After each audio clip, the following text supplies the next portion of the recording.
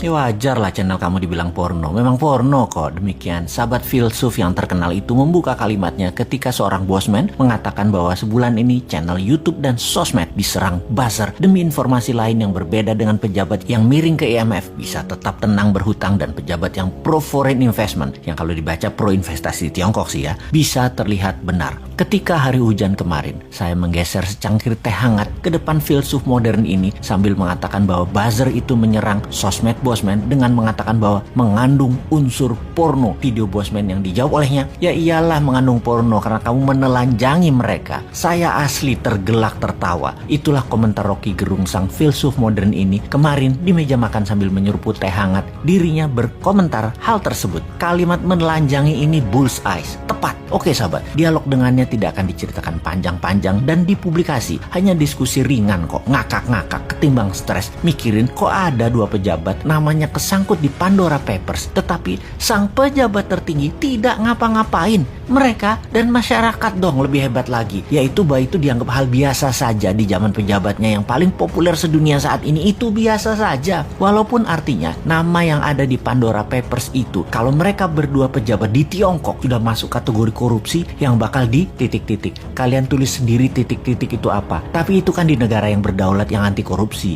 Ya lain ladang lain belalang lah. Ladang negara tetangga kan lain dengan Tiongkok. Tiongkok itu sentral, pusatnya. Negara tetangga itu adalah provinsinya Tiongkok. Mempermudah kebijakan sentral itu kewajiban. Dan yang di Pandora Papers itu fee atau bonus. Ya nggak apa-apa juga. Jadi semuanya jalan seperti biasa. Mumpung masyarakatnya sudah dibuat apatis tingkat dewa. Kecuali yang oposisi. Kesenangan ada bahan maki-maki. Tapi nggak ada solusinya juga. Sungguh heran dengan didiamkannya pejabat yang namanya ada di dalam Pandora Papers. Padahal ini pembuktian kebenaran apakah data itu salah atau benar mudah diklarifikasi. Kalau benar, keduanya harus dipidanakan. Pandora Papers adalah skandal penghindaran pajak terbesar paling dahsyat dalam sejarah manusia. Melibatkan uang 11.000 triliun dolar yang sebagian besar disembunyikan oleh para pejabat negara. 2 orang pejabat negara Republik Indonesia terlibat dalam kasus ini. Ini kasus harus diklarifikasi. Pandora Papers, dunia menyebutnya sebagai skandal penghindaran pajak, juga dirty money hasil dari fee,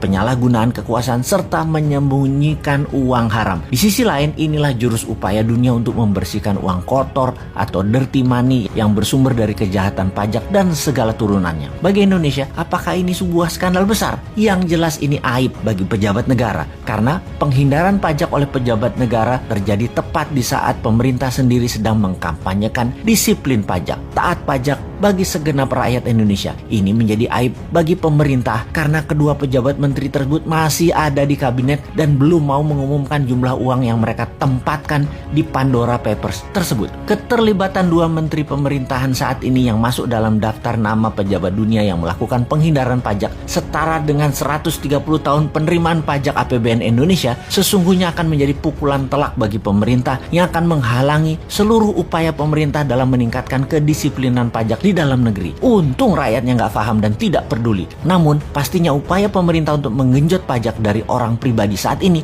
akan menjadi bahan cemoohan bagi pembayar pajak karena menterinya sendiri justru melakukan penghindaran pajak. Pejabatnya mencari surga pajak di luar negeri, sementara rakyat Indonesia sendiri dibenamkan dalam neraka pajak. Tapi ya sudahlah, walaupun kita ngomong panjang lebar, toh rakyat masih memuja pemimpin yang populer yang tetap melindungi orang-orang di sekitarnya walau jelas-jelas ada di Pandora Papers. Selamat, sekali lagi, selamat memanfaatkan kepercayaan masyarakat yang bodoh, tidak peduli, dan hanya bisa diam seperti saya.